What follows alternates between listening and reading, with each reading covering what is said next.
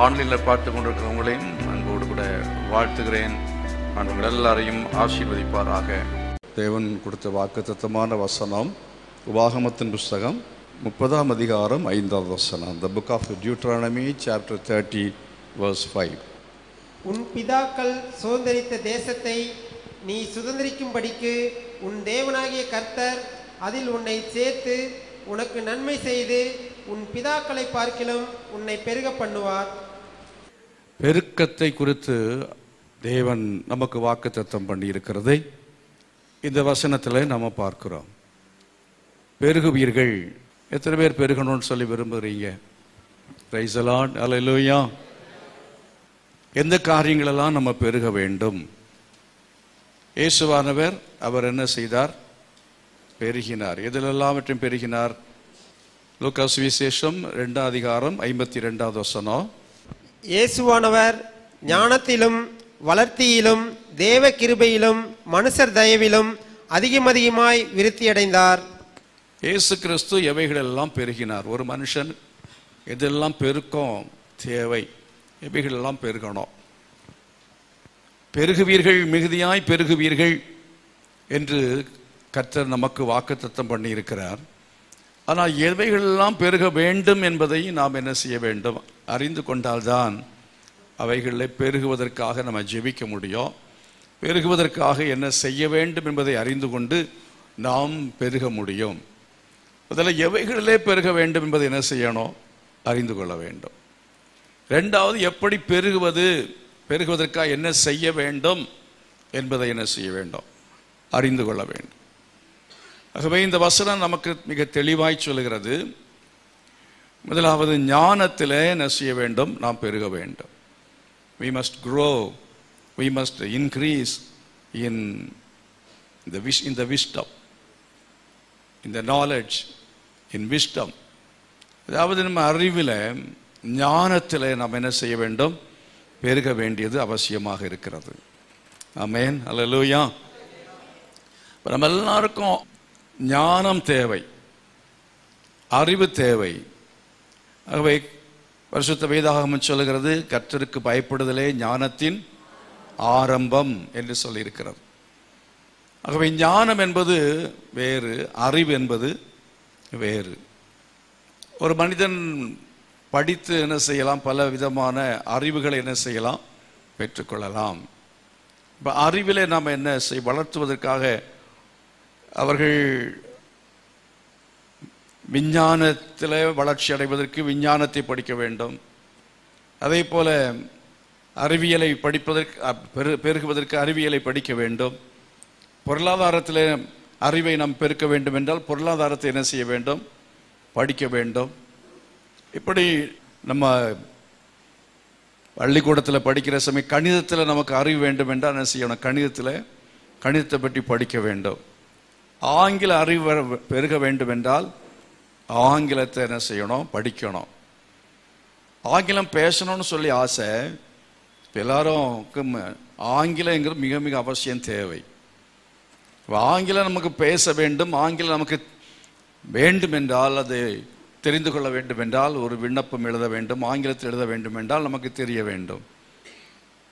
பேச வேண்டும் என்றால் ஆங்கிலத்தில் உள்ளதான அந்த கிராமர் எல்லாம் நல்லா தெரியணும்.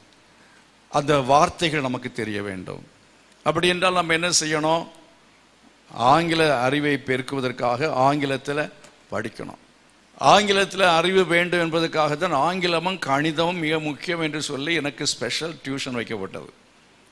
சிறுவனாக இருக்கும் பொழுது எனக்காக ஸ்பெஷல் டியூஷன். அப்படி டியூஷனுக்கெல்லாம் பணம் கட்டுவதுக்கு அன்றைக்கு வசதி இல்லை. ஆனாலும் எப்படியோ எங்கள் வீட்டில் அதை ஒத்துக்கிட்டாங்க. நான் என்னுடைய ஃப்ரெண்டு ஒருத்தன், அவன் கணிதமும் ஆங்கிலமும் ஒரு ஆசிரியர்கிட்ட படிக்கிறான்னு சொல்லி என் வீட்டில் போய் சொல்லிட்டு நானும் எனக்கு படிக்கணும்னு சொன்னேன். ஆகவே எங்கள் 2 பேருக்கு மட்டும் ஒரு வாத்தியார் காலையில் வர சொல்லுவார். 2 மைல் நடந்து காலையில் 8 மணிக்கு 7:30 மணிக்கே போய் ஸ்கூல் பக்கம் ஒரு வீட்டில் போய் சேர்ந்துருவோம். அங்கே எங்களை உட்கார வச்சு ஆங்கிலம் படித்து கொடுத்தார் ஒரு வாத்தியார். கணக்கு சொல்லி கொடுத்தார். அதனால் ஒழுங்காக நான் கணக்கு போட தெரிகிறது. கர்த்தருக்கு ஸ்தோத்திரம். ஆண்டவர் அப்போவே தெரியும் இப்படி ஒரு காலத்தில் வந்து என்னென்னு சொல்லும்போது பாஸ்டராக மாறுற சமயத்தில் கட்டடம் கட்டுவார். அப்போ நீளம் அகலெல்லாம் தெரியணும். என்ஜினியர் வேலையும் செய்ய தெரியணும் இல்லையா? நீளம் எப்படி, அகலம் எப்படி, பெருக்க தெரியணும், கூட்ட தெரியணும், கழிக்க தெரியணும். காணிக்க கூட்டுறதை கழிக்கிறதான் சொல்லலை, அதல்ல. அது எப்படி நோட்டுன்றதை அது படிக்காதவன் என்ன செஞ்சிருவான், எண்ணிடுவான். அது ஒன்றும் இல்லை. ஆனால் கணிதத்தில் அறிவு வேண்டும், ஆங்கிலத்தில் அறிவு வேண்டும் என்பதற்காக அதற்காக விசேஷமாக டியூஷன் வைக்கப்பட்டது. அதுக்காக காலையிலே எழும்பி நடந்து ஓடி போய் உட்கார்ந்து படித்ததுனால கொஞ்சமாவது கணக்கு தெரிகிறது, ஆங்கிலத்தில் கொஞ்சம் ஒரு அறிவு இருக்கிறது. இந்த அலுவலகத்தில் பல காரியங்களை நம்ம ஆஃபீஸில் செய்யும் பொழுதும் ஆங்கிலத்தில் அதை நான் எழுதி கொடுப்பதற்கு உதவியாக இருக்கிறது. ஸ்டில் டுடே, இன்றைக்கும் ஆங்கிலத்தை என்ன செய்கிறேன் என்றால் படித்து கொண்டே இருக்கிறேன். ஒவ்வொரு நாளும் ஏதாவது ஒரு வார்த்தை புதிதாக கிடைத்தால் யாராவது பேசுகிறதை கவனிப்பேன், செய்திகளை கவனிப்பேன். அதில் இருக்கிற வக்காபுலரிஸ், வார்த்தைகள் தெரியும், ஆனால் அதை திரும்ப திரும்ப ஞாபகத்துக்கு கொண்டு வர வேண்டியிருக்கு. சில மறந்துடும். அது அவங்க ஆங்கிலம் மட்டும் இல்லை, தமிழ் சரியாக பேசணும்னு சொன்னால் அவருடைய அந்த வார்த்தைகள் வக்காபுலரிஸ், அதுக்கு தமிழில் என்ன சொல்கிறது, அந்த சொல்லடையா, அந்த சொல் இலக்கணம் மட்டும் இல்லை, இலக்கணம் வேணும், இலக்கணம் தெரியணும். சொல்லப்பட்டதுன்னு சொல்லணும்னா எங்கே சொல்லணும்னு தெரியணும். சொல்லுகிறேன் அப்படின்னா சொல்லுகிறேன் என்று சொல்லணும்னா சொல்ல வேண்டியது சொல்லுகிறேன்னு சொல்லணும், சொல்லப்பட்டதுன்னு சொல்ல வேண்டிய சொல்லப்பட்டதுன்னு சொல்லணும். இந்த மாதிரி அந்த கிராமட்டிக்கலாக தமிழ் பேச தெரிந்தால்தான் தமிழில் சரியாக பேச முடியும். வார்த்தைகள், சரியான வார்த்தைகள். எத்தனை பேர் தமிழில் சரியான வார்த்தைகள் சொல்கிறோம்? குறிப்பாக பிரசங்கம் பண்ணும் பொழுது சரியான வார்த்தைகள் வேணும். ஆப்ட் வேர்டுன்னு சொல்லுவாங்க. அந்த நியரஸ்ட் வேர்டு கிடைச்சா கூட போட்டுடலாம். சில டைமில் அது கிடைக்கலன்னா தமிழில் பேசும்போது தடுமாறுவான். அந்த நேரத்தில் நிறைய இடையே ஸ்தோத்திரம் வரும். அதை கேட்கும் பொழுது ஆட்களுக்கு ஆத்திரம் வரும். என்ன செய்ய மாட்டேங்குது, நாங்கள் வார்த்தை வர மாட்டேங்குது, வார்த்தை வரலையே அப்படின்னு சொல்லி இதனால் என்ன செய்ய வேண்டியது, தமிழை படிக்க வேண்டி இருக்கிறது. யாராவது இப்போ தமிழ் படிக்கிறாங்களா? நியூஸ் பேப்பர் தமிழில் படிக்கிறாங்களா? நியூஸ் பேப்பர் படிக்கலாம். அது மாதிரி பைபிள் தமிழில் படிக்கலாம். தமிழ் பைபிள் படிக்கலாம், ஆங்கில பைபிளை படிக்கணும், தமிழ் பைபிளை படிக்கணும். நம்ம வாசிக்கிற சமயத்தில் வாசிக்கும் பொழுது வாசிக்கிற சமயத்தில் வார்த்தைகளை புரிந்து, அர்த்தங்களை புரிந்து நம்ம படிக்கும் பொழுது தமிழில் நமக்கு ஒரு புலமை வரும், அறிவு வரும். ஆங்கிலத்தில் அறிவு வரும். இதே போல் ஒவ்வொரு காரியங்கள்லையும் நமக்கு என்ன வேணும், அறிவு தேவை. மருத்துவத்தை பற்றியும் கொஞ்சம் படிச்சிருக்கிறது நல்லது, ஸ்தோத்திரம். அதுக்கு வாட்ஸ்அப்பை பார்த்தா போதும். டெய்லி நிறைய பேர் என்ன செய்கிறாங்க, நமக்கு போட்டுக்கிட்டே இருக்கிறாங்க. நீ சுகர் வந்தால் என்ன செய்யணும், கொலஸ்ட்ராலுக்கு என்ன செய்யணும், அந்த மாதிரி இந்த வாட்ஸ்அப்பில் போடுறதையும் கண்டதையும் நம்ம பார்த்து மருத்துவத்தை படிச்சிடக்கூடாது.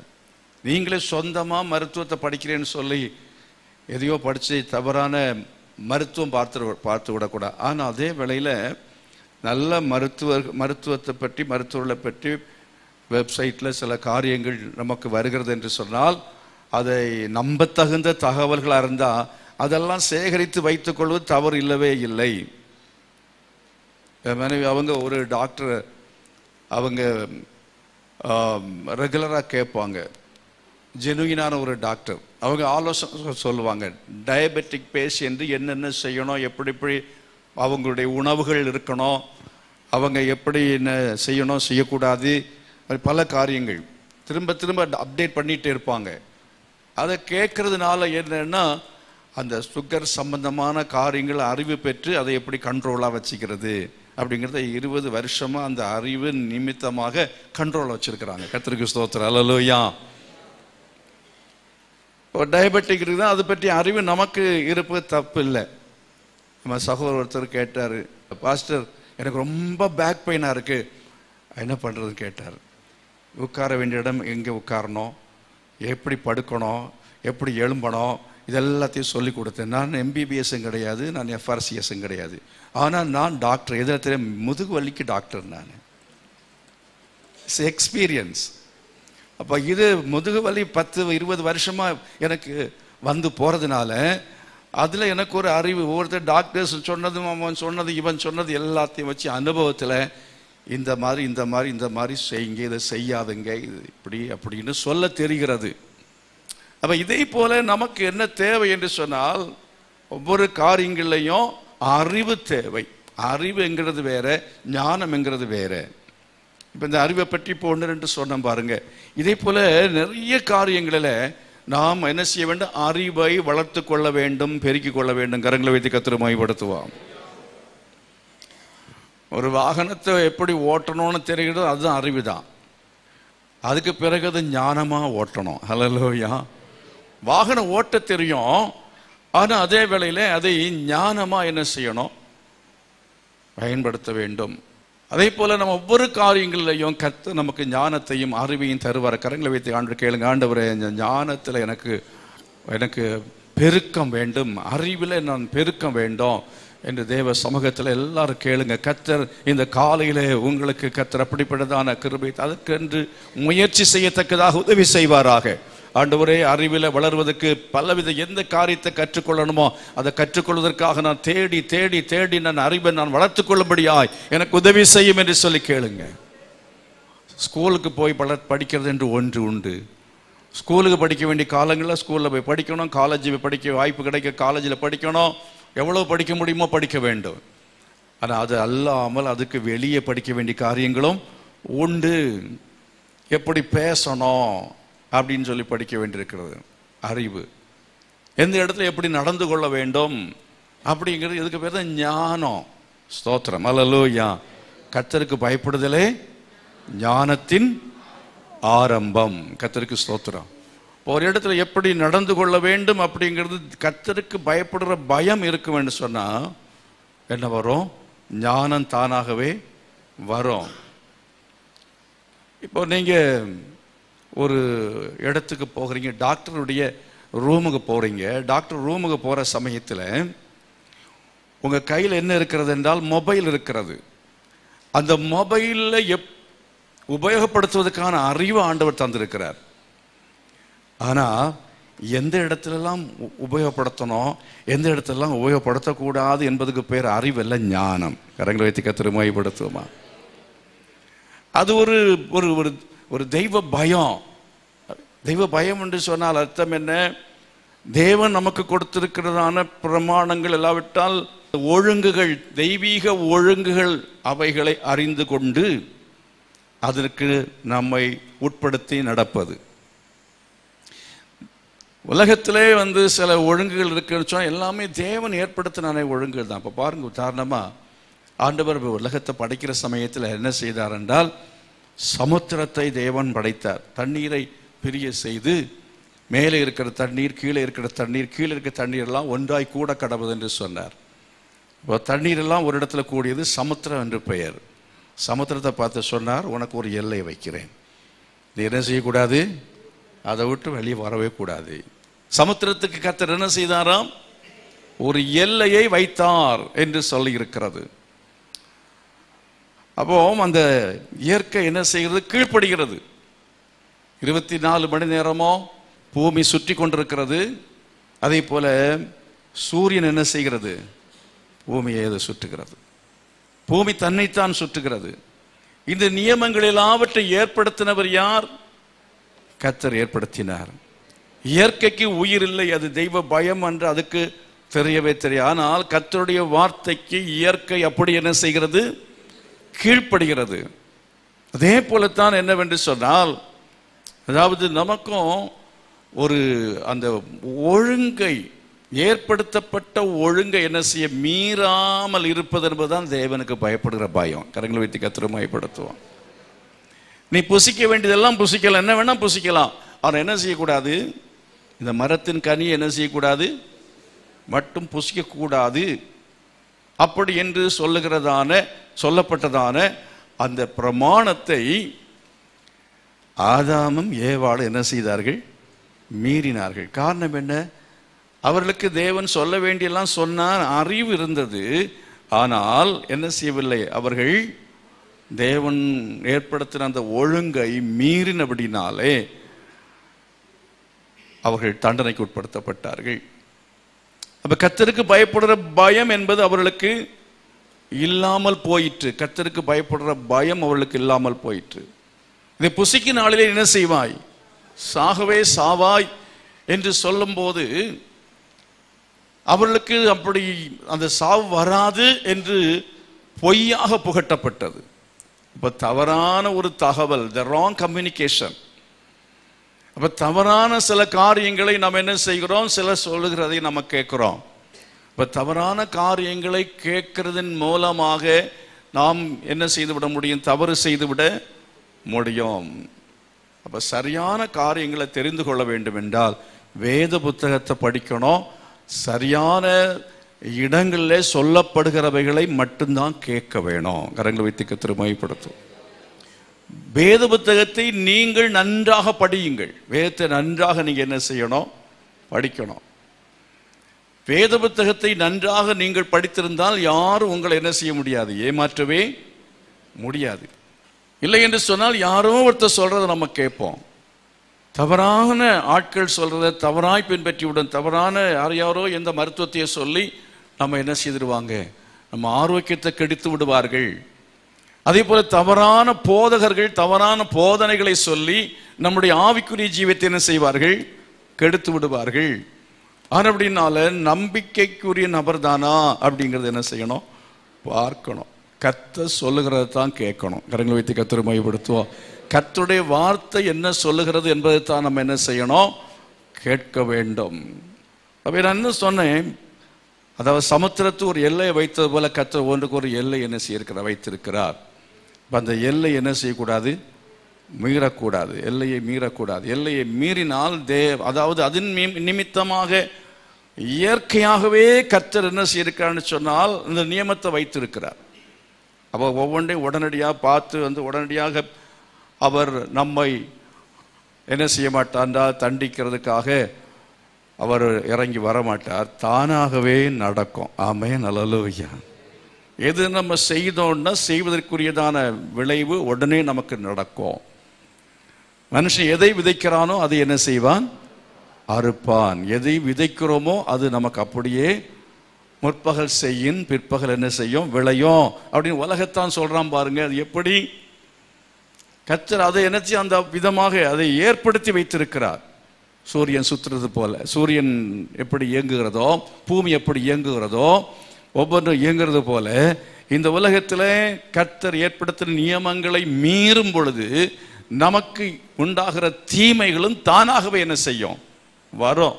ஆகவே கர்த்தருக்கு என்ன செய்யணும், பயந்து நம்ம ஜீவிக்க வேண்டியது அவசியம். நான் சொன்னேன், ஞானத்துக்கு விளக்கம் சொன்னேன். என்னது, மொபைல் யூஸ் பண்ணுறதுக்கான அறிவு நமக்கு தெரியும். ஐஃபோனை எப்படி யூஸ் பண்ணணும்னு தெரியும். ஏன்னா 1 லட்சம் ரூபாய்க்கு ஒரு ஐஃபோன் நான் வைத்திருக்கேன்னு சொல்லிட்டு டாக்டர்கிட்ட போய் உட்கார்ந்து அவர் ஒரு அப்பாயின்மெண்ட் வாங்கியிருக்கிறோம். போய் முன்னால் உட்காந்துட்டு இப்போ நமக்கு ஃபோன் வருது. யாரோ ஒருத்தர் ஃபோன் பண்ணுறாங்க, வீட்டில் மனைவி ஃபோன் பண்ணுறான். அப்போ உடனே எடுத்துரு, ஹலோ என்ன விசேஷம், என்ன வாங்கிட்டு வரணும், அவச்சா மட்டன் வாங்கிட்டு வரணும், மட்டன் எந்த கடையில் வாங்கிட்டு வரணும் அப்படின்னு டாக்டர் முன்னால் வச்சு பேசிகிட்டு இருந்தான்னு என்ன பண்ணுவார் அவர், யோசனை பண்ணுங்க. சில இந்த அறிவு இதுக்கு பேர் அறிவல்ல, ஞானம். கரங்களை வைத்து கர்த்தரை மகிமைப்படுத்துவோமா. உதாரணத்துக்கு சொன்னேன். இதே போல எந்த காரியத்தில் நாம் ஞானமாய் காரியங்களை அறிந்திருக்கிறோம், அறிவை உடையவர்களாக இருக்கிறோம். ஆனால் சரியாக நாம் பேச வேண்டிய இடத்துல பேச வேண்டிய வார்த்தைகளை பேசணும். செய்ய வேண்டிய செயல்களை செய்ய வேண்டிய காலத்தில் செய்யணும். இதுக்கு பேர் தான் ஞானம். முந்தி செய்ய வேண்டிய முந்தி செய்யணும், பிந்தி செய்ய வேண்டிய பிந்தி செய்யணும், காலம் தவறாமல் செய்ய வேண்டிய காரியங்களை செய்யணும். 30 வயதுக்குள்ள கல்யாணம் பண்றது ஞானம் இல்லை, போட்டோம் இன்னும் 10 வருஷம் அப்படின்னு 40 வயசு வரையில் வெயிட் பண்ணிட்டு அப்புறம் கல்யாணம் பண்ணா அது ஞானம் இல்லை. அது நடக்கல அமையலைங்கிறது வேற. ஆனால் முயற்சி எடுக்கணும், பிரயாசப்படணும். அதை பற்றி கவலையே படாமல் இருந்து கொண்டு அப்புறம் 50 வயசுக்கு மேலே கல்யாணத்தை பற்றி யோசித்தான்னு சொன்னால் அவன் மடையன், இல்லைன்னா முட்டாள்னு சொல்லுவோம் இல்லையா. அது ஞானம் இல்லாமல் செஞ்சிட்டேன், 20 வருஷத்தை வேஸ்ட் பண்ணிட்டு 25 வயசுல கல்யாணம் பண்ணியிருந்தேன்னா இப்போ 65 வயசுல எனக்கு பேர பிள்ளைங்க இருந்திருப்பாங்க, என் பிள்ளைகள் இருந்திருப்பாங்க, என்னை கவனிச்சிருப்பாங்க. இப்போ யாருமே இல்லை. கல்யாணம் பண்ண நேரத்தை கல்யாணமாக விட்டுட்டனே. சில சமயத்தில் ஒரு ராங் டிசிஷன், தவறாக எடுக்கிற ஒரு தீர்மானம், ஞானம் இல்லாமல் எடுக்கிற தீர்மானம். அருமையானவர்களே, எந்த விதமாக செய்யாதபடி இருக்கத்தக்கதாக கர்த்தர் நமக்கு அறிவிலே நாம் பெருகும்படி உதவி செய்யணும். ஞானத்திலே பெருகும்படி கர்த்தர் உதவி செய்ய வேணும். மறுபடியும் கரங்களை வைத்து ஆண்டு கேளுங்க, ஆண்டவரே அறிவில பெருகத்தக்கதாக எதை கற்றுக்கொள்ளணுமோ நான் கற்றுக்கொள்ளும்படியான கிருபை செய்யுங்க. ஞானத்தில் நான் பெருகும்படியாக கர்த்தாவே நீர் எனக்கு கிருபை தரணும். ஞானத்தை நீர் அன்றைக்கு சாலமோனுக்கு கொடுத்தது போல எனக்கு ஞானத்தை கொடுப்பீராக. என் குடும்பத்தை நடத்தும்படியான ஞானம் எனக்கு வேண்டும் அப்பா. என் அலுவலகத்தில் வேலைகளை செய்யும்படியான ஞானம் எனக்கு வேணும். கோணலும் மாறுபாடுமான ஜனங்கள் மத்தியில நான் ஞானமாய் ஜீவிக்கணும், ஞானமா பேசணும். என் வீட்டை அடிக்கடி சண்டை வருகிறது, நான் ஞானமா என் மனைவிட்ட பேசணும், ஞானமா என் பிள்ளைகிட்ட பேசணும். நம்ம இப்போ பிள்ளைகளை நம்ம ஒரு தப்பு பண்ணாங்கன்னா நம்ம கரெக்ஷன் பண்ணலாம். இப்போ ஒரு வார்த்தையை பேசுகிறாங்க, ஆங்கிலத்தில் பேசும்போது ஆங்கிலத்தில் பிள்ளைகள் ஒரு தப்பு பண்ணிட்டாங்க, இல்லைன்னா தமிழில் பேசும் பொழுது அதை கரெக்ஷன் பண்ணலாம்.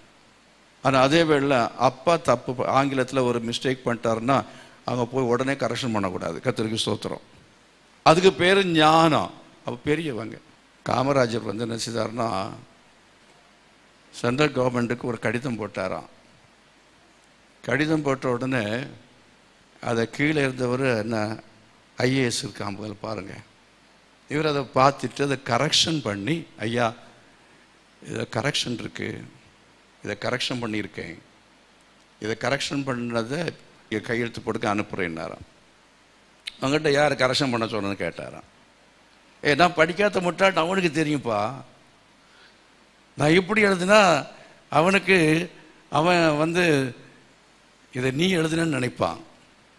இப்போ நான் எழுதினபடியே இப்படி இருக்கட்டும், இதையே அனுப்பு அப்படின்ட்டாராம்.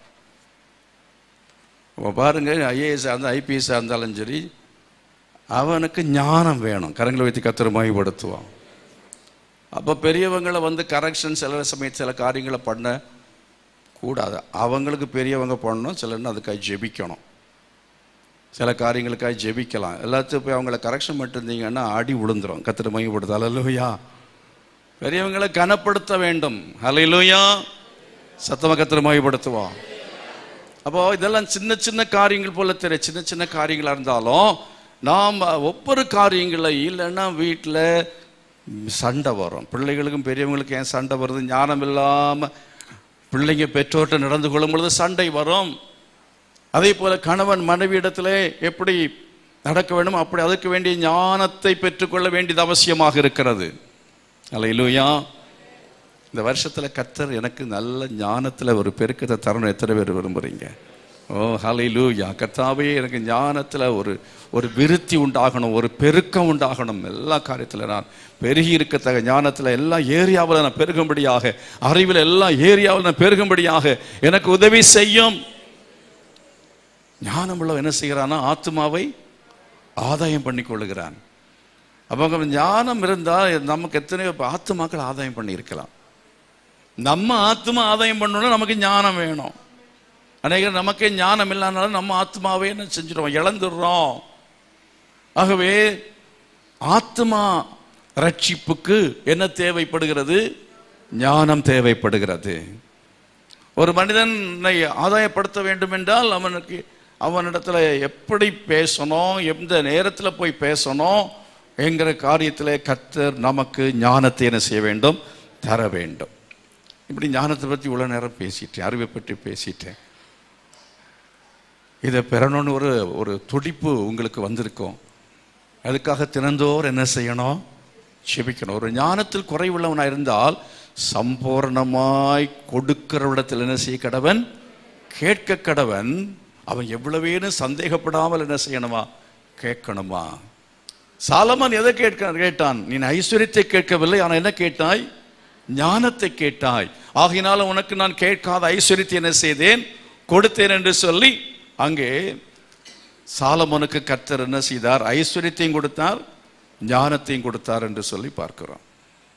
அதே விதமாக நம்ம ஜெபித்தோம் என்று சொன்னால், ஐஸ்வர்யத்துக்காக ஜெபித்தால் ஐஸ்வர்யம் மட்டும் வேணும்னா கிடைக்கும்.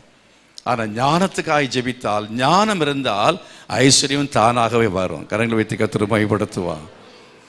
ஐஸ்வர்யத்துக்காக ஜெபிக்கிறதை பார்க்கல, ஞானத்துக்காக என்ன செய்யணும்? ஜெபிக்க வேண்டும். நம்ம எல்லாரும் அநேகமாக எதுக்காக தான் ஜெபம் பண்ணுவோம்? ஐஸ்வர்யத்துக்காக ஜெபம் பண்ணுவோம். ஆசீர்வாதம் பொண்ணுக்காக, பொருளுக்காக ஜெபிப்போம். ஆனால் பொண்ணுக்காக மாத்திரமல்ல, பொருளுக்காக மாத்திரமல்ல, அதற்காக ஜெபிக்கணுங்கிறத விட சாலமோன் என்ன ஜெபித்தான், அப்படி நம்ம ஞானத்துக்காக ஜெபிப்போம் என்று சொன்னால் கர்த்தர் ஐஸ்வர்யத்தை நமக்கு என்ன செய்வார்? கூட்டி கொடுப்பதற்கு வல்லமுள்ள தேவனாக இருக்கிறார். அந்த வசனத்தை பாருங்க. ஞானத்திலும் வளர்ச்சியிலும், ரெண்டாவது எதில் நம்ம பெருக வேண்டும் என்று சொன்னால், இன் ஹெல்த், ஆரோக்கியத்தில். ஆரோக்கியம் நமக்கு பெருக வேண்டும். எத்தனை பேருக்கு ஆரோக்கியம் எனக்கு பெருக்கம் வேணும்னு விரும்புறீங்க? ஆரோக்கியம் பெருக்கம்னு சொன்ன அர்த்தம் என்ன? யாரை கேட்டாலும் ஏதாவது ஒரு பிரச்சனை இருக்கு இல்லையா? ஒன்றில் மூட்டு வலி இருக்கு, இல்லைன்னா கை வலி, இல்லைன்னா காது வலி, இல்லைன்னா தலைவலி, இல்லைன்னா நெஞ்சு வலி, இந்த ஏதோ ஒரு வலி இருந்துகிட்டே இருக்கு. ஒரு வலியும் இல்லாத ஆட்கள் யாரா இருக்கீங்களா? உண்மை இருந்தீங்கன்னா சந்தோஷமான விஷயம். அதுக்காக கேட்குறேன். நீங்கள் பயப்பட வேண்டாம். தைரியமாக கை வைத்து ஆண்டவரே உனக்கு ஸ்தோத்திரம்னு சொல்லுங்கள். அப்படிப்பட்ட ஆட்கள் ஒரு வலியும் இல்லாததுக்காய் ஸ்தோத்திரம்னு சொல்லுங்கள். ஒரு கை கூட உயரில் பாருங்கள். ஏதோ ஒன்றும் இல்லைன்னா வீட்டில் என் மனைவி தலைவலியாக இருக்கப்பா, என் பிரச்சனைக்கு ப்ரெஷருக்கு காரணமே என் மனைவி தான், இல்லைன்னா என் கணவன், இல்லைன்னா என் வீட்டில் ஒரு பிள்ளை ஒன்னே கண்ணின்னு வளர்த்தேன், ஆனால் அதுதான் எனக்கு தலைவலியாக இருக்கு இல்லையா? ஏதோ ஒரு காரியம் நம்மளுடைய சரீரத்தில் ஒரு ஆரோக்கிய பிரச்சனை இருக்கிறது. இந்த ஆரோக்கிய பிரச்சனை போகணும்னு சொன்னால், ஆரோக்கிய பிரச்சனை நீங்கணும், ஆரோக்கியம் உனக்கு உண்டாகணும், பெருகணும். ஆரோக்கியத்தில் பெருக்கத்தை தரணும். காலேபு பாருங்க, யோசுவா, இன்னைக்கு இஸ்ரவேல் ஜனங்கள் பாருங்க, அவர்கள் கோத்திரத்தில் பலவீனப்பட்டவன் ஒருவனும் இருந்ததில்லை. காண்டாமிருகத்துக்கு பலனை கர்த்தர் அவளுக்கு கொடுத்திருந்தாராம். கடைசி வரையிலேயும் மோசேயுடைய கண்கள் முதற்கொண்டு இருள் அடையவில்லை என்று சொல்லப்பட்டிருக்கிறது. ஆபிரகாம் ஈசாக்கோடும் யாக்கோபோடும் கூடாரங்களை கூடியிருந்தான் என்று பார்க்கிறோம். அவனுடைய அன்ஹெல்தி லைஃப்பை பற்றி அங்கே வேதம் ஒன்றுமே சொல்லவில்லை. அப்படின்னு சொல்லும்போது நம்ம வாழ்க்கையில் கர்த்தர் ஆரோக்கியத்தை பெருக பண்ணுவாரா பண்ண மாட்டாரா? எத்தனை பேர் விசுவாசிக்கிறீங்க? ஆண்டவர் எனக்கு ஆரோக்கியத்தார். யாருக்கு என்ன பிரச்சனை இருக்கிறது? தோல் சம்பந்தமான பிரச்சனைகள் இருந்தால் கர்த்தர் போக்குவாராக. அதே போல இன்னும் பிளட் சம்பந்தமான பிரச்சனை இருந்தால் கர்த்தர் போக்குவாராக.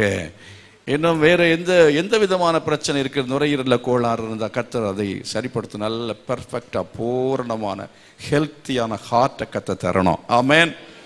நல்ல எலும்புல இருந்து நல்ல ஆரோக்கியமான எலும்பை கர்த்தர் தரணும். ஆரோக்கியம் நல்ல ஸ்ட்ராங்கான எலும்பை கர்த்தர் தரணும். எல்லாவற்றையும் கர்த்தர் தருவார். நல்ல கை உழைத்து வைத்து ஆண்டு கேளுங்க, ஆண்டவரே ஆரோக்கியம் எனக்கு அதிகமாகணும். ஆரோக்கியத்தை கர்த்தர் விருத்தி அடைய செய்வீரா. கடைசி வரையிலையும், கடைசி மூச்சு வரையிலையும் ஆரோக்கியமாக இருக்கணும். நான் படுக்கையில் இருந்து விழுந்து நான் சாகக்கூடாது. ஆரோக்கியமாக நான் இருக்கணும் ஆண்டவரே. ஆரோக்கியத்தை கர்த்தர் ஆண்டவரே எனக்கு பெருக செய்வீராக. ஓ, அது குறையக்கூடாது. ஓ ஹல்லேலூயா. அது மட்டும் இல்லை, மூன்றாவது பாருங்க என்ன சொல்லி இருக்கிறது? தேவ கிருபை.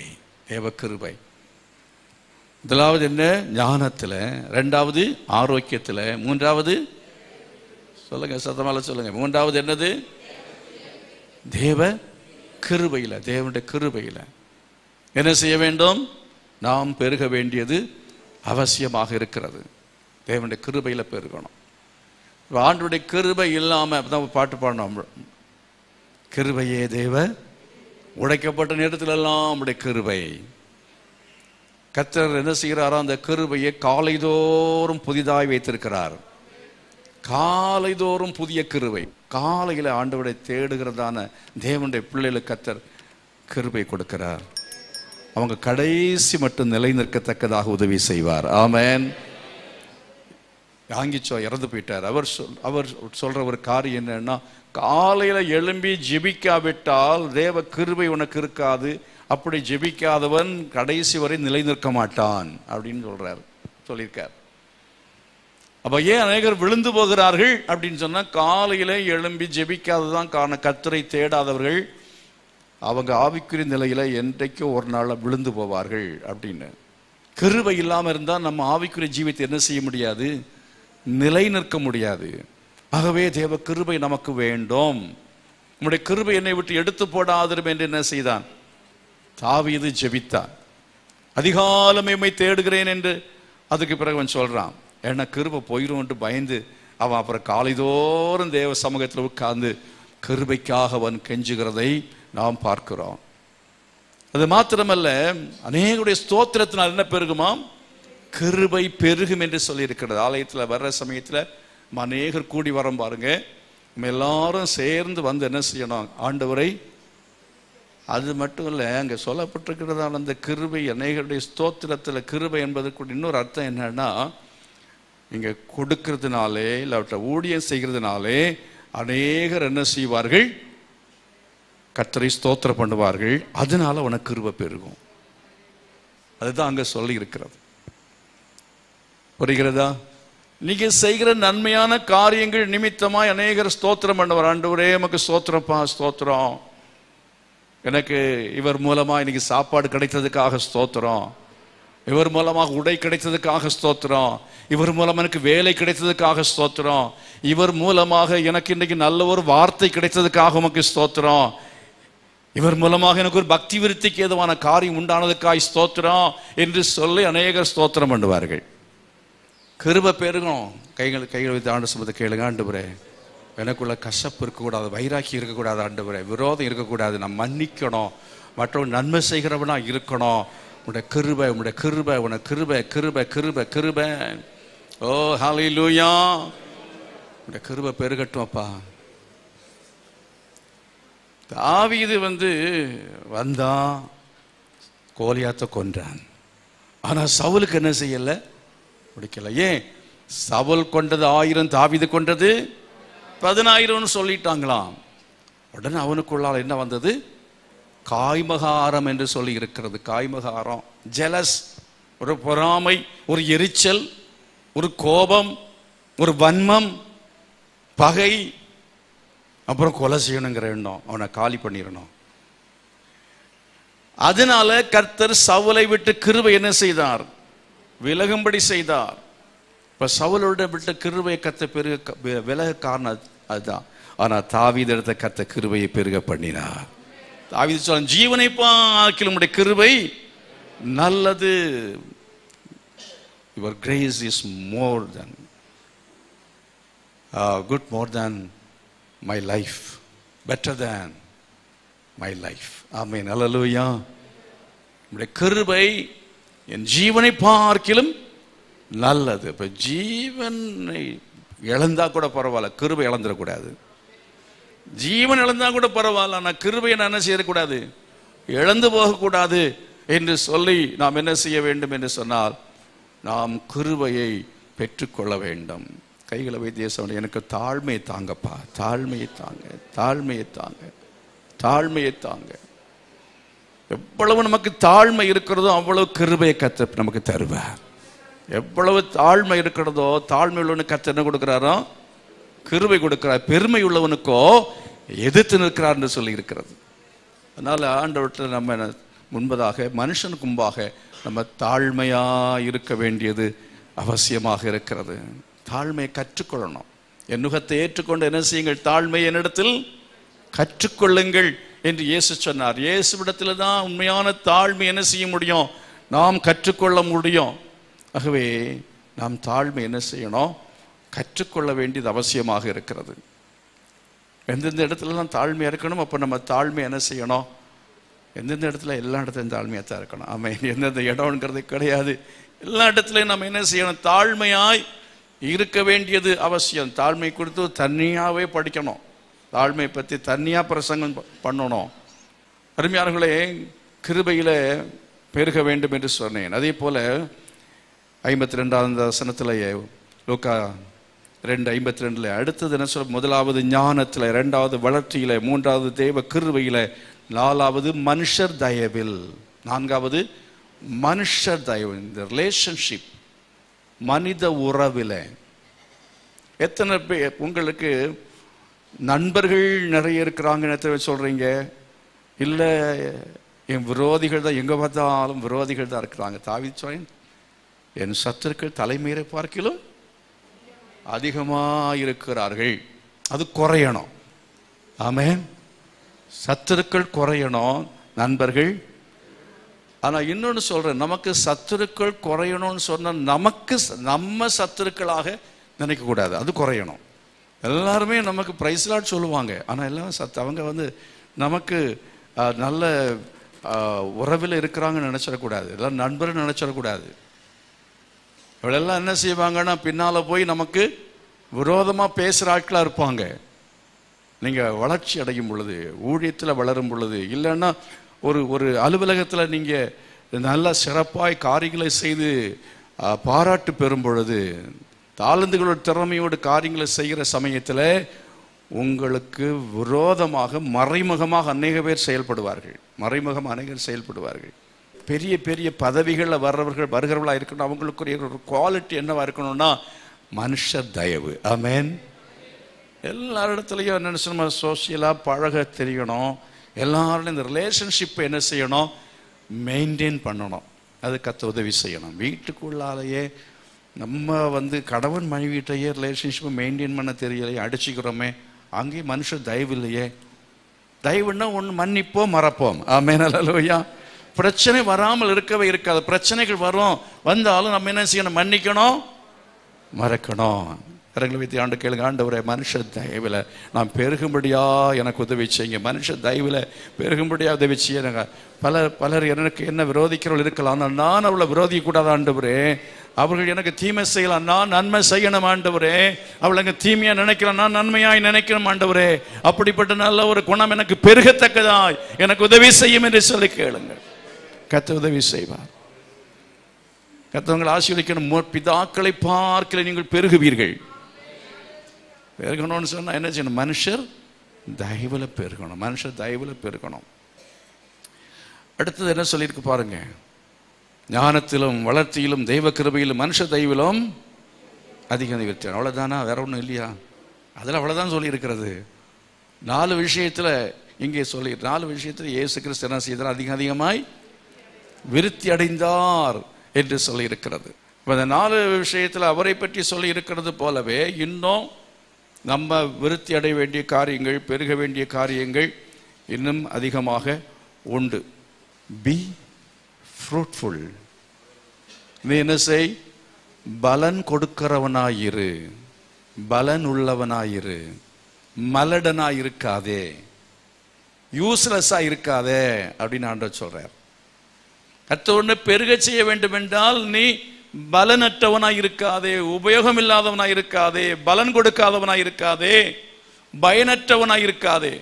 கையில் வைத்து ஆண்டு கேளுங்க, ஆண்டவரே நான் வீட்டுக்கு உபயோகமாக இருக்கணும், வீட்டுக்கு உபயோகமான ஒரு பிள்ளையா இருக்கணும், வீட்டுக்கு உபயோகமாக மனைவிக்கு குடும்பத்துக்கு உபயோகமான ஒரு கணவனாக இருக்கணும், என் மனைவிக்கு உபயோகமான ஒரு கணவனாக இருக்கணும், என்னுடைய கணவனுக்கு உபயோகமான ஒரு மனைவியாக இருக்க வேண்டும்.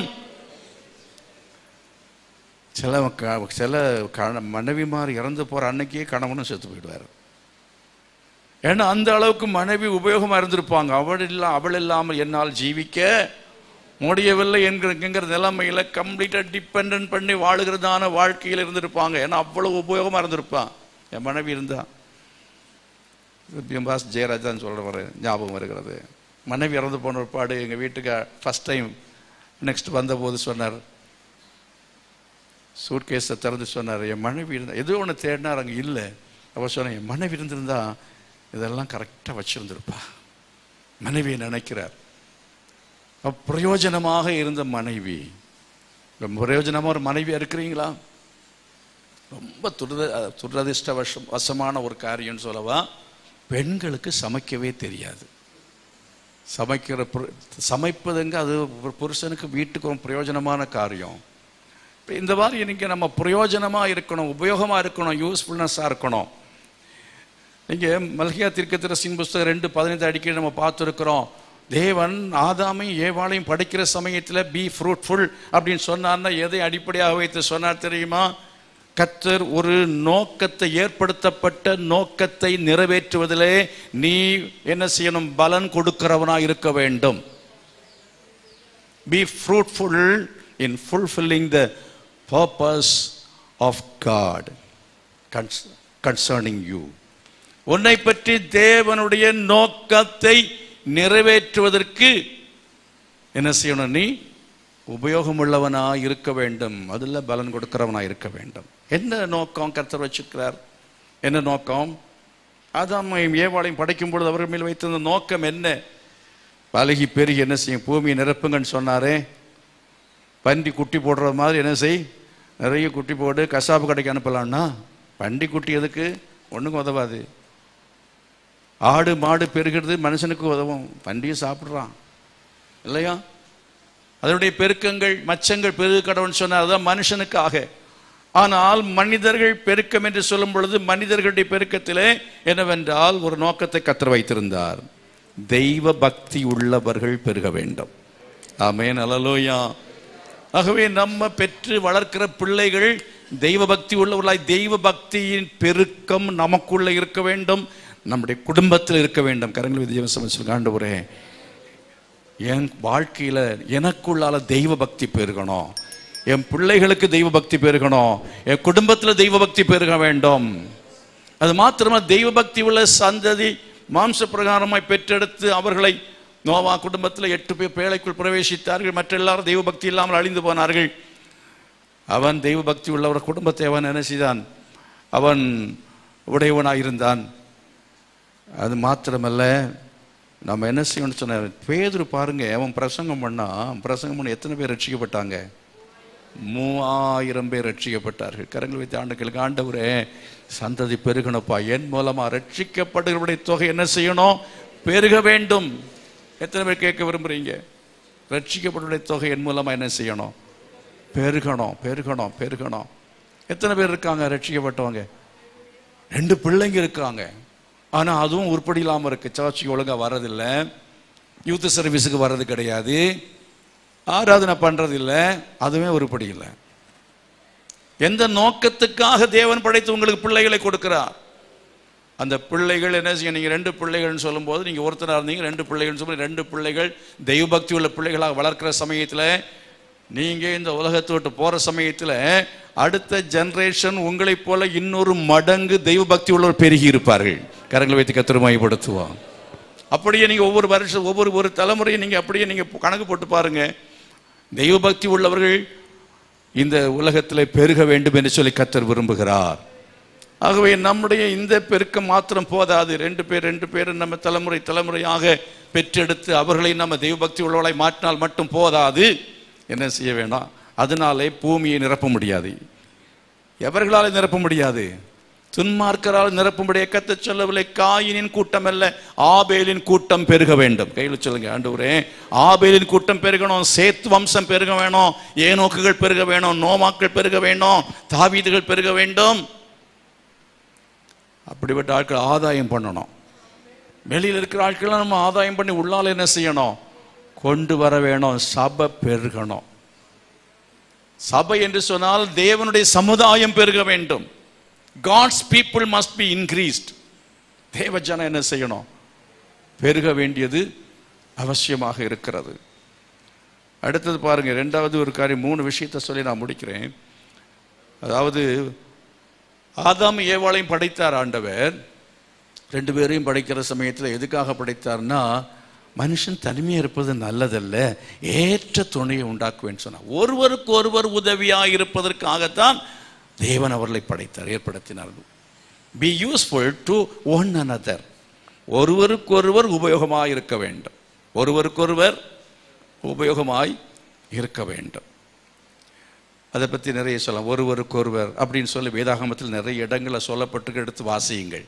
ஒருவரில் ஒருவர் அன்பு செலுத்துங்கள், ஒருவருக்கொருவர் அப்படின்னு சொல்லி வேதத்தில் அநேக இடங்களில் சொல்லப்பட்டிருக்கோம். அது எல்லாத்தையும் வாசித்து பாருங்கள். ஒருவருக்கொருவர் எப்படி நீங்கள் பக்தி விருத்தி உண்டாக்க வேண்டும், ஒருவருக்கொருவர் எப்படி நீங்கள் உதவி செய்ய வேண்டும், ஒருவருக்கொருவர் நீங்கள் ஒரு பிரச்சனையான ஆளாக இருந்து விடக்கூடாது, ஒருவருக்கொரு உதவியாக இருக்க வேண்டும். 3வது என்னன்னா, ஏற்படுத்தியவருக்கு நீ பயனுள்ளவனாயிரு. ஆமென், அல்லேலூயா.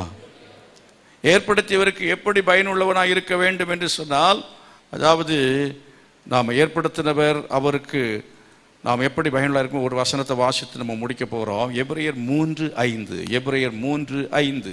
சொல்லப்பட போகிற காரியங்களுக்கு சாட்சியாக மோசே பணிவிடைக்காரனாய் அவருடைய வீட்டில் எங்கும் உண்மையுள்ளவனாய் இருந்தான். எங்கும் உண்மையுள்ளவனாய் இருந்தான். அதுக்கு மேலே உள்ள வசனத்தை வாசித்து பாருங்க.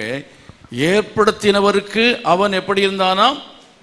உண்மை உள்ளவனாய் இருந்தான் என்று சொல்லப்பட்டிருக்கிறது. இதில் ஒரு 4 விஷயத்தை நம்ம பார்க்க முடியும். என்னவென்றால், இந்த இன்டெகிரிட்டி, இந்த சின்சியாரிட்டி. முதலாவது உண்மை என்றால், அதாவது இன்டெகிரிட்டி, நேர்மை. நேர்மை அப்படி இன்டெகிரிட்டி என்பதுக்கு அர்த்தம் என்னவென்று சொன்னால், the quality of being honest and having strong moral principles. நேர்மையாகவும் அழுத்தமான ஒழுக்க கோட்பாடுகளை ஏற்றும் உள்ளதாகிய பண்பு நிலை. நேர்மை, நாணயம், அதுக்கு பேர் தான் என்னது? இன்டெகிரிட்டின் பேர். அது அவனுக்கு அதை உபயோகமாகணும்னா, பலன் கொடுக்க வேண்டும் என்றால் அந்த நேர்மை, நாணயம், அது என்ன செய்யணும்? பண்பு நிலை இருக்க வேண்டும், உயர்ந்த பண்பு நிலை இருக்க வேண்டும். இரண்டாவது, அவன் பணிவிடைக்காரனாக இருந்தான். த ஹம்பிள்னஸ், பணிவிடை செய்யக்கூடிய அந்த குவாலிட்டி, பண்பு நிலை இருக்க வேண்டும். மூன்றாவது, ஏற்படுத்தினவருக்கு அவன் கணக்கு ஒப்புவிக்கக்கூடியவனாக இருந்தான். ஏன் உண்மையாக இருக்கிறேன் என்று சொன்னார், ஏன் பணிவிடை செய்கிறேன், கணக்கு ஒப்புவிக்க வேண்டும். அக்கௌண்டபிலிட்டி, கணக்கு ஒப்புவிக்கத்தக்கதான அந்த மனநிலை இருக்க வேண்டும். ஃபோர்த் ஒன், அவன் உண்மையாக இருக்கிறான் மட்டும் இல்லை, அதாவது சோம்பேறியாக இருந்தால் என்ன செய்ய முடியாது. அவன் வீட்டில் எங்கு உண்மையுள்ளவனாக அந்த சர்டிஃபிகேட்டை கற்று கொடுத்துருக்கவே மாட்டார். பீயிங் ஆக்டிவ், சுறுசுறுப்பாயிரு, சோம்பேறியாக இருக்காதே. தேவசமே எல்லாரும் எழுப்பி நிற்போமா? ஓ ஹல்லேலூயா, glory to God. கரங்களை வைத்து எல்லாம் தேவ சமூகத்தில் ஆமென் நல்லா ஸ்தோத்திரம் பண்ணுங்க,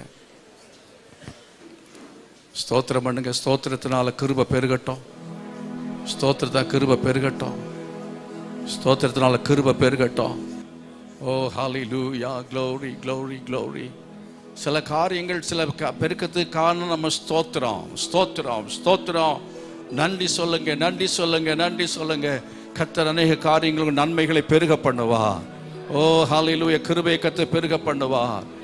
கரங்களை வைத்து தேவ சமூகத்தில் சொல்லி ஜெபம் பண்ணுங்கள். கர்த்தர் ஞானத்தை பெருக பண்ணுவார். ஓ ஹல்லேலூயா, ஆண்டவரே ஞானத்தை நீ பெருக பண்ணணும் அப்பா, கிருபையை பெருக பண்ணணும் ஆண்டவரே, ஆரோக்கியம் எனக்கு பெருக வேண்டும் ஆண்டவரே. ஓ ஹல்லேலூயா, தேவ சமூகத்தில் எல்லாரும் ஜெபம் பண்ணி கேளுங்க. எனக்கு பெருக்கத்தை தாங்கப்பா, எனக்கு பெருக்கத்தை தாங்க. ஓ ஹல்லேலூயா, மனுஷ தயவுல பெருகும்படியாய் கிருபை செய்யுங்க. Thank you Lord. தெய்வ பக்தியில நான் பெருகும்படியாய் கிருபை செய்யுங்க. தெய்வ பக்தி உள்ள ஜனங்கள் கர்த்தர் என் மூலமாய் பெருக வேண்டும், இதற்கு உதவி செய்யும்படியாய் ஜெபிக்கிறேன் என்று சொல்லி கர்த்தர் சமயம் எல்லாம் கரங்களை வைத்து கேளுங்க. ஓ ஹல்லேலூயா, கிருபை இழந்து விடக்கூடாது அப்பா, உம்முடைய ஞானத்தில் குறைந்து போகக்கூடாது ஆண்டவரே. தெய்வ பயத்தில் ஆண்டவரே கர்த்தர் தெய்வ மனுஷ தயவுல நான் குறைந்து போகக்கூடாது, தெய்வ பக்தியில குறைந்து போகக்கூடாது. ஆத்துமாதாயம் ஆண்டவரே நான் செய்யத்தக்கதாய் என்னை கர்த்தர் எடுத்து பயன்படுத்த வேண்டும். ஹல்லேலூயா, உமக்கு ஸ்தோத்திரம். Thank you Jesus, praise the Lord. Hallelujah, thank you Lord. அப்படி நன்றியோடு உமக்கு ஸ்தோத்திரம். நீ பெருக செய்வீராக, இயேசுவின் நாமத்தில் பிதாவே, ஆமென்.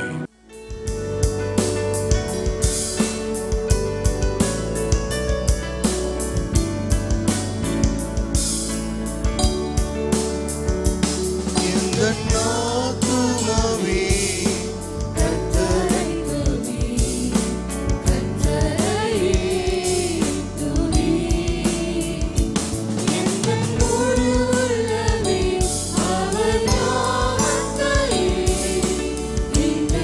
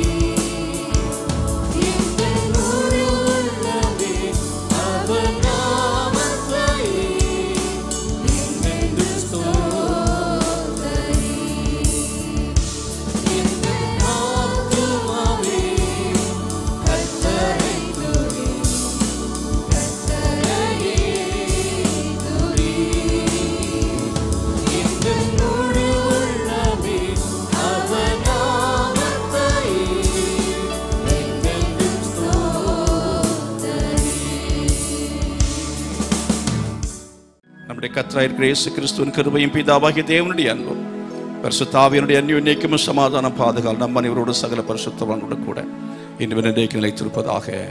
ஆமென். God bless you. கர்த்தர் உங்களை ஆசீர்வதிப்பாராக.